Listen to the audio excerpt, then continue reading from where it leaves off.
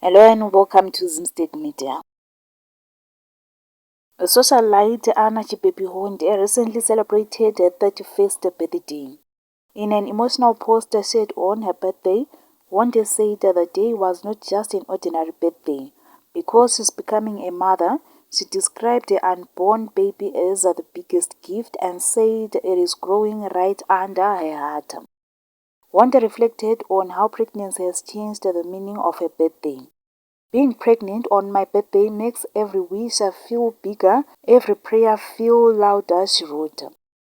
She added that this year taught her what love feels like, before she even met her baby's face.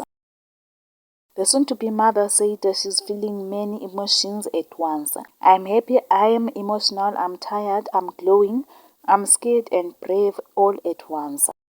She has expressed gratitude for life and for starting a new chapter with two heartbeats instead of one.